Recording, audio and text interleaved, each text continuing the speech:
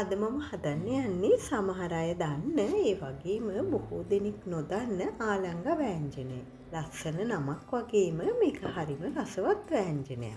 හැබැයි මේක අලුත් එළවලුවක් නම් නෙමේ. ඉස්සර ඉඳලා රාජභෝජන සංග්‍රහයේ තිබුණු වෑංජන අතරත් තිබුණ කියන එළවලුවක්. මේ තියෙන්නේ ආලංග කරල්. මේක අයත් වෙන්නේ බෝංචි පවුලට. ඒ වගේම තමයි මේක උයන්නේ පෝංචි වෙන විදිහටම තමයි.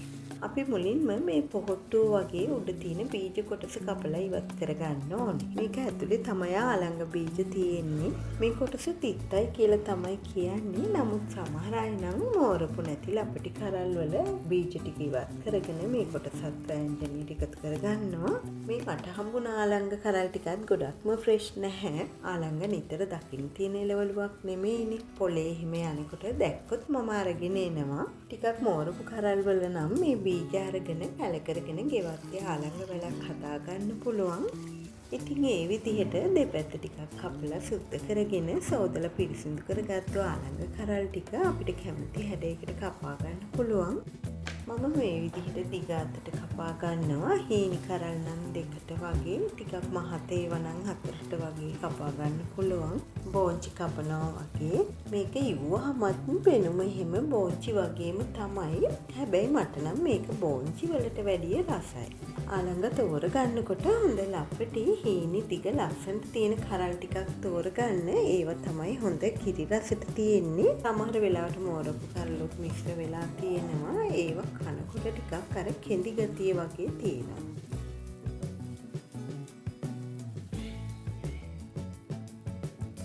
මේ විදිහටත් කපා ගන්න පුළුවන්.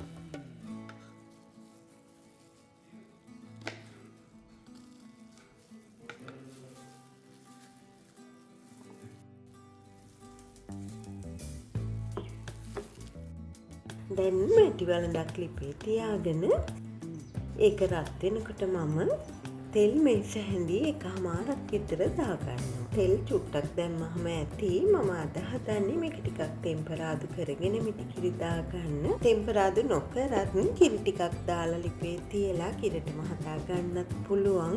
වතුර දාලා තම්බ ගන්න යන්න එපා. තෙල් ටික රත් වෙනකොට මම මේකට අබ ඇට ටිකක් දාගන්නවා. රම්පේ, කරපිංචා මේව මම සෝදලා අරගෙන තියෙන්නේ. ඊළඟට ඔන්න අපේ කිරට හදන වෑංජනයක් තවත් රසවත් වෙන්නේ උළුහල් වලින්. අපි උළුහල් ටිකකුත් එකතු කරගමු. කුරුඳු පොතු කැබැල්ලක්, ඊළඟට සුදු ලූණු. මම මේකට රතු ලූණු විතරයි කපා ගත්තේ. ලොකු ලූණු වලට වැඩිය රතු ලූණු ටිකක් දැම්මොත් හොඳයි කියලා මට හිතුණා. දැන් උඹල කඩ අර පොඩි බෝතල් වල එනවනේ, මම ඒකත් සෝදලා තමයි ගත්තේ.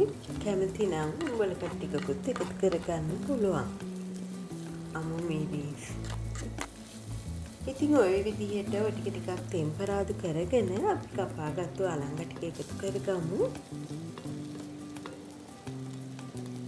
මේක ටිකක් කලවම් කරගෙන මේක තැම්බෙන්න වැඩි වෙලාවක් යන්නේ නැහැ. හීනියට කපා ගත්තාම තවත් ඉක්මනින් මේ කොළ පාට තියෙද්දිම ලිපෙන් ඉවත් කරගන්න පුළුවන්. ගොඩක් වෙලා තැම්බුනොත් මේකේ පාට වෙනස් වෙනවා.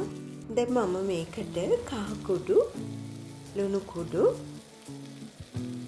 අමුතුණු පහ කුඩු ටිකක්, කෑලි මිරිස් ටිකක් එකතු කරනවා.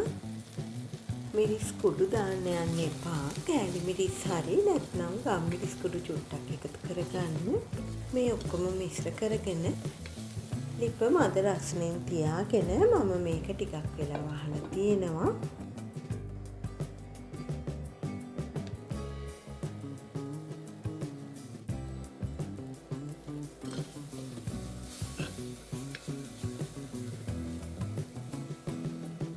අන්තිමට අපි මේකට හොඳ මිටි කිරි ටිකක් එකතු කරගන්න ඕනේ. ඔයාලට කැමති විදිහට අඩු වැඩි වශයෙන් පොල් කිරි එකතු කරගන්න. මම පොල් කිරි ටිකක් හින්දවල වගේ ගන්නවා.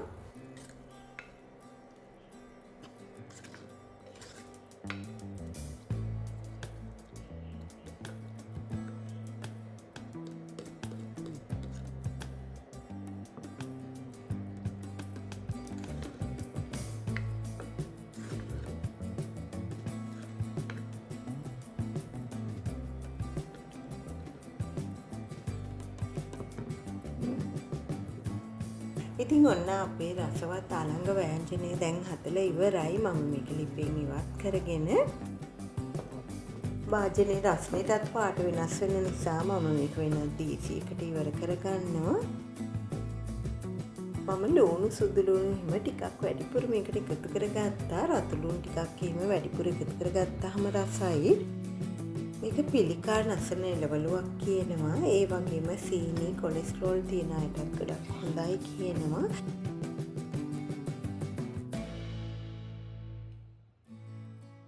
ඉතින් මේක ඉව්වහම හරිම පොඩ්ඩක් වෙනවා. මම ග්‍රෑම් 250ක් තමයි ගත්තේ. මේක සුද්ධ කරනකොට භාගයට භාගයක් මිලවත් වෙනවානේ. මේ බලන්න කෑලි හොඳට තැම්බිලා තියෙන්නේ.